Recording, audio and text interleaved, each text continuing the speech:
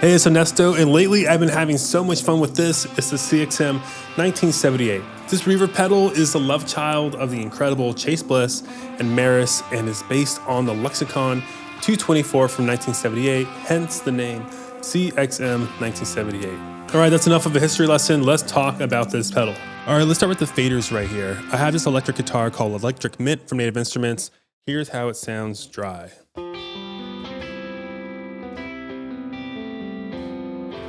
Yeah, it sounds super good already. There's no reverb on it yet. And the faders, by the way, if you're wondering, they do feel really good. They're made out of some kind of metal, so it's not plastic and flimsy. Now, I'm sure you're all familiar with a mix and pre-delay faders, so I'm not gonna really explain those. But these ones here, bass, mids, cross, and treble, these four faders are unique to this pedal here. So these four faders together are going to help shape and control the reverb time and tone. And that's really interesting because instead of a simple decay control, the CXM 1978, it lets you shape the reverb by focusing on EQ. So with that said, the bass and mids are pretty much true frequency bands, and the range that we're working with is 0 hertz to 1700 hertz. This will help us keep track of what's going on. So while these bass and mid sliders are controlling the reverb time, the crossfader is going to be setting the crossover point of the bass and mids between that 0 and 1700 hertz. So let's hear that in action.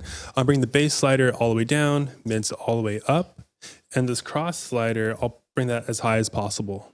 I'll turn it on, and then now when I play this, you hear how that reverb's super thin and has a very short decay. That's because this crossfader is sending most of the frequencies. All these frequencies are being sent to the bass slider, which bass is kind of turned off. The reverb is set to 0. And then these tiny little bit of frequencies here are sent to the mids, even though that's set at max. So what we'll do now is bring down the cross fader, and you'll hear that reverb open up.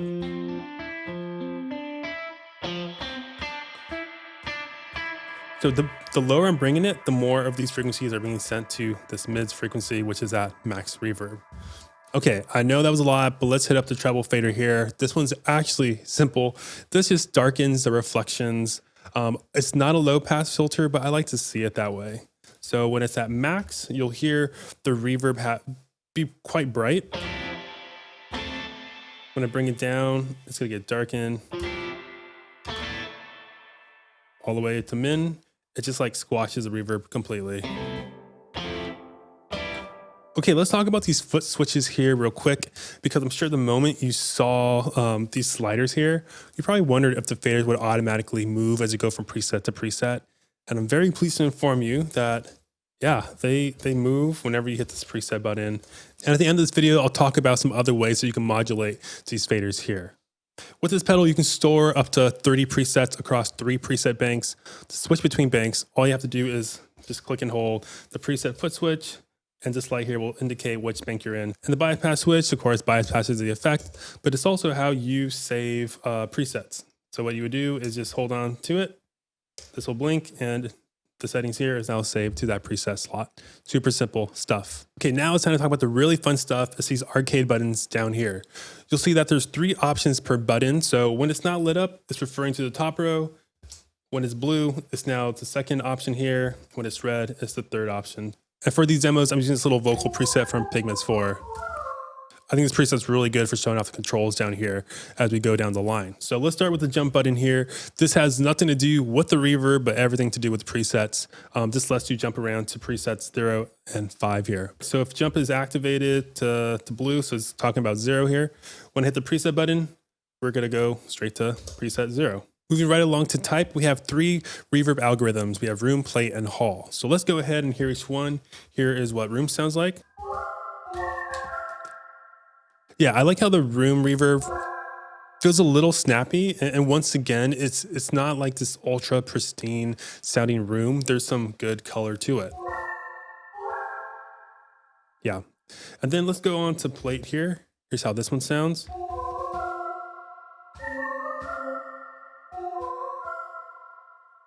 Bring this up a bit more.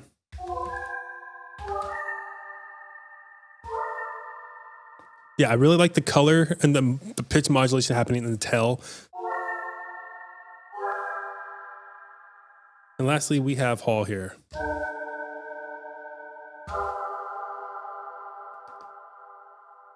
Yeah, you can really hear the pre-delay, and for the hall, you really want to make sure that your bass and reverb times are well balanced, or else it gets kind of muddy. So I kind of bring this down quite a bit.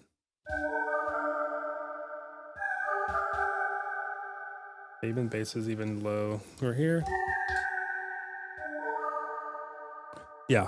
And since we're on hall, let's talk about the diffusion button here. Diffusion is going to smear the initial attack of the sound. It's going to smear those transients, but there's also some unique hidden behaviors in here. So when diffusion is on low, we're going to get no smearing on the transient, and the sound will be quite clear and uncolored.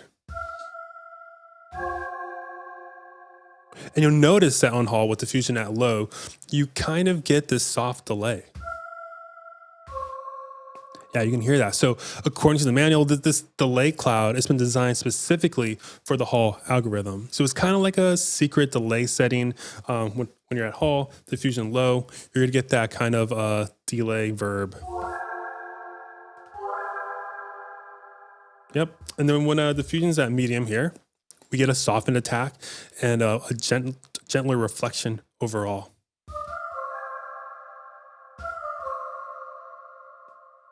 And how the transient is softened even more, and the pre-delay starts to get really funky here. So the pre-delay slider becomes really important. When pre-delay is set to low, you'll get kind of a flange effect.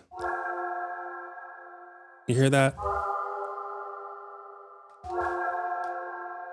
And oh yeah, I'll have affiliate links below that will cover all the products featured in this video. Using those affiliate links really helps support this channel, so thanks. So tank modulation, this is definitely having to do with pitch modulation. I'm also going to go over to this Jupiter inspired synth from Pigments, because we're going to get to some like big crushy stuff later. At low, it gives you a subtle and organic modulation that you would find in real life reflections. You know what, I'm going to set the mix higher so we can really hear what's going on. Yeah, just a tiny bit of that pitch modulation there. At medium, the pitch modulation is a slower speed and it has a moderate depth. And it's kind of coarse, like, especially when we hear the dry in again. Yeah, I really like that sound there. And then tank mod at high, it's gonna have a faster modulation, but a lower depth. And it kind of sounds like a rotating speaker. Bring that mix back down. Cool. Now on to our last button here, clock. I think this is my favorite switch on this whole pedal here, because this controls the fidelity and the length of the pre-delay. So clock and this pre-delay fader are directly related.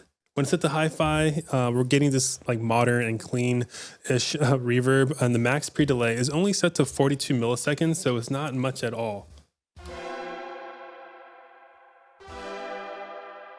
When we set it to standard, we are now in that Lexicon 224 1978 sound, and the pre-delay here is 168 milliseconds, so much later. Bring this down here.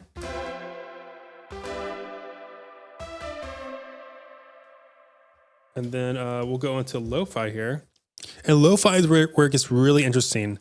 Now, the higher the pre-delay slider, the sound gets kind of degraded and bit crushed.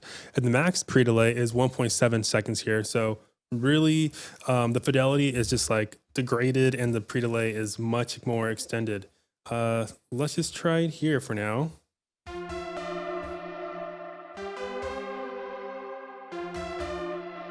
Let's bring it even higher.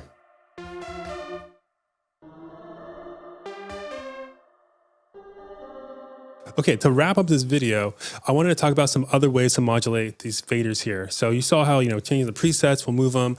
But the other ways you can move it is with expression pedal and CV and MIDI. I don't want to deal with CV and MIDI, but I will show you how to modulate with an expression pedal. I just realized I have to move it like this. Move this over side, move this here.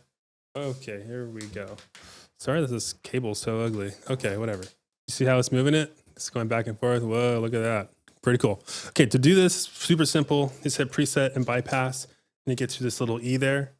Whatever slides are up means you want the expression pedal to control it. Whatever's down means leave it alone. So let's do something new. Let's let us move up pre-delay, mix. It will also affect treble and the cross. Great. And then what you do is hit preset. The T means toe. So when you're at full tilt here, then you would move those sliders that we just assigned to where we want that ending position to be. So I want it to be like this. Once you're done with that, hit bypass. H stands for heel. So where do you want these sliders to be when you have the expression pedal tilted up like that? And I want this to be, I think this is kind of nice there. And then once you're done, hit both. It is saved. And now, by moving these up, that's how you move them. So now, as you're playing, the expression pedal will move these faders up.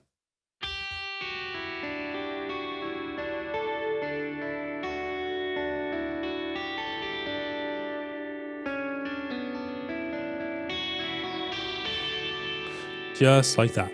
Okay, that's it. Thanks for sticking with me. That was a lot of fun to show you. If you have any questions about this pedal, please ask me in the comments. Pedals are super expensive, so I'm always down to help you if I can. If you want to check out another incredible reverb pedal, check out the video here. Thanks for watching. Later.